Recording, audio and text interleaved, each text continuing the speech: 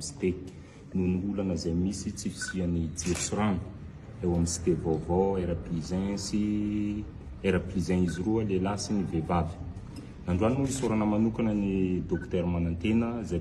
honorable député docteur Manantena izay président commission ny Mesipresse amin'izao fotoana ary koa ny honorable député Lanto izay député isany hoe miahy iny Ankatso koa tonga izy ireo nanatinanay nanontany izay olana misy ary namoaka izay vahaolana azo lazaina fa hoe tena haharitra ela fa tsy hoe vahaolana petadoko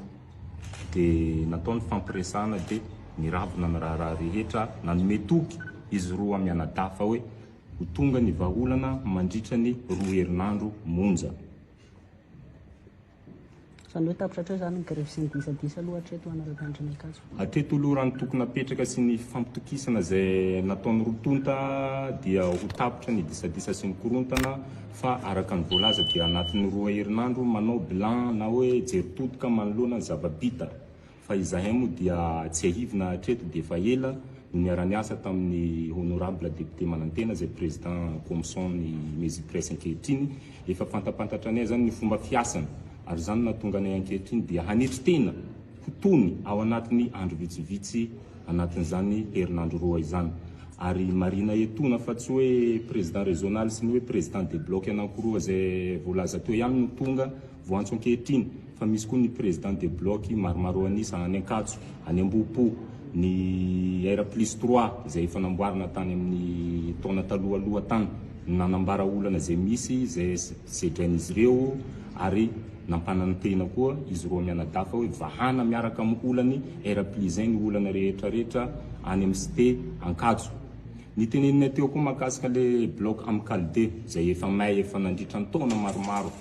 dia tsy kivy izy ireo tsy nikely soroka ary nanambara fa hoe vitaina ao anatin'ny 2 herinandro zany zavatra zany fa ny zavadrehetra moa dia zanahary mandahatra. Araka izany dia mankasitraka ny tenanay ravo no sady mitsodrano hiroso amin'ny avoavo kokoa izy ireo satria fantatray fa hoe raha mitombo ny fahefan'izy ireo mitomboko ny fiadananay any amin'ny cité.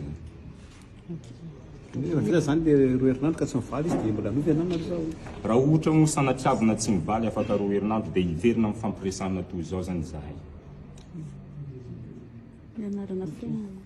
Kiki Idrissa hoe président mpianatra avy amin'ny faritany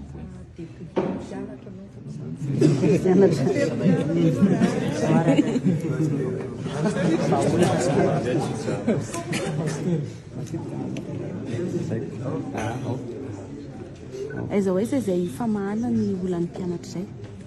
Ny voalohany indrindra dia faly miarahaba antsika rehetra mpijery sy mpihaino ny haino aman-jery. Androany tokoa izahay mianadahy tonga eto député Lanto sy ny vatantenako izay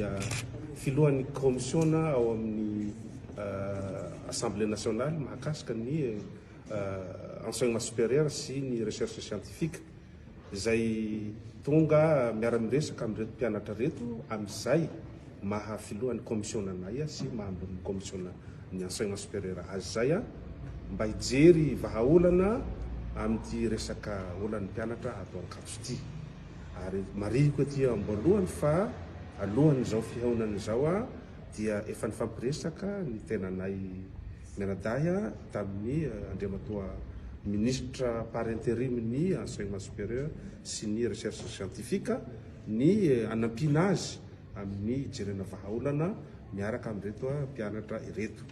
ary dia tapaka tokoa araka ny resaka teto fa mandray an-tanana ny tokony fijerena ny vahaolana maharitra amin'ny olan'ny jiro sy rano ny R+1 sy ny ireo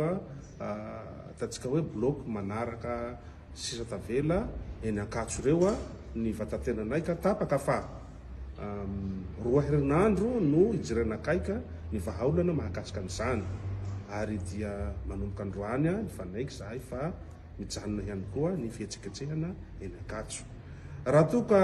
tonga ny 2 herinandro dia hiaraka ivondray mandeha zahay jery hoe vita ve ny fampiresahana teto, raha tsy vita dia inona ny antony dia inona ny vahaolana mifanandrifa amin'izay indray mandeha.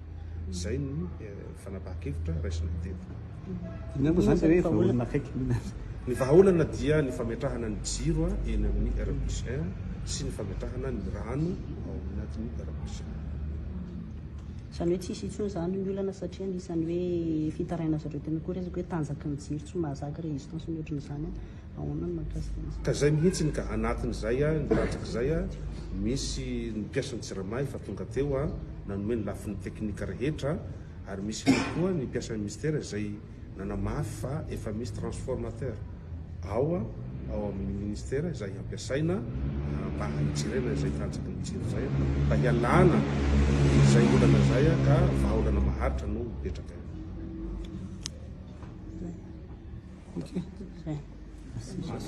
Tsy mifanaraka amin'ny zava-misy iainan'ny vahoaka malagasy ny fihetsiketsehana ataon'ny mpitondra fanjakana ankehitriny hoy ny filohan'ny antoko Ilmada Ertina Andrianarimalala. Taorian'ny fanatrehan'ny filoham-pirenena Andry Rajoelina ny fanokafana ny lalao olimpika tanterahana ao Frantsa ny farany herinandro teo dia manatanteraka fitsidihana mandritra ny 2 andro any Guinea-Bissau ny filoham-pirenena amin'izao fotoana izao. Tsy tondra na inona na inona fampandrosoana ny firenena ny fihaonana nataon'ny filoha Frantsay tamin'ny filoham-pirenena Andry Rajoelina. Azo antoka fa resaka fandroana ankolaka nataon'ny fanjakana malagasy Andramatoa Isabelle Delattre izay teratany Frantsay sady masovony fondrony Europiana teto Madagasikara ny mety ho isan'ny fampiresahan'ny rotota tamin'ny fihaonan'io.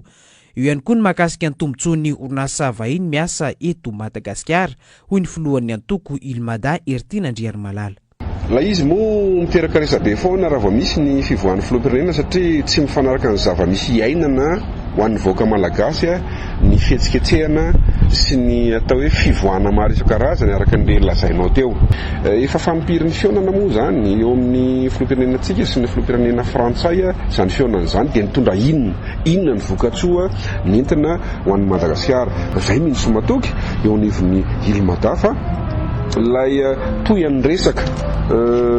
fandroahana ankolaka sy mihaja any représentante ny Union Européenne teto amintsika ny tena antony reny. Eo ihany koa moa zany ireo tombontsoa maro samihafa izay fantatritsika fa misy orinasa be dia be ho an'ny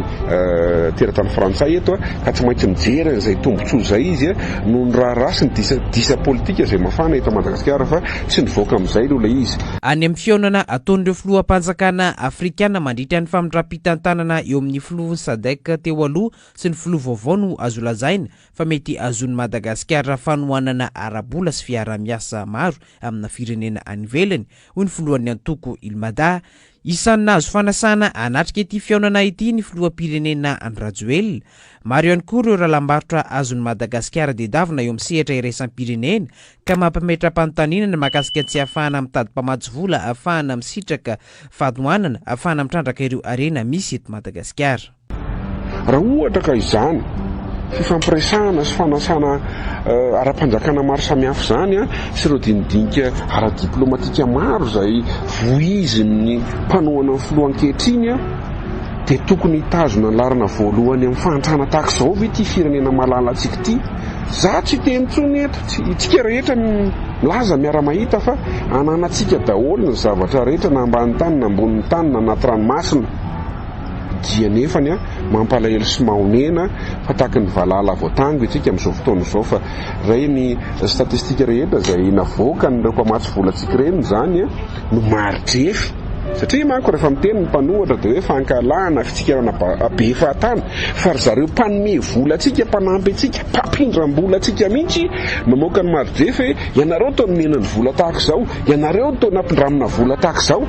nefany dia makany amin'ilay rambontsika farany. Nikadona ho maly folakandro tao Guinea-Bissau ny filoham-pirenena Andry Rajoelina tanjon'ny fitsidihana ny hitondrana angiavao amin'ny fifandraisana ara-diplomatika sy ara-toe-karena eo amin'ny firenena roa.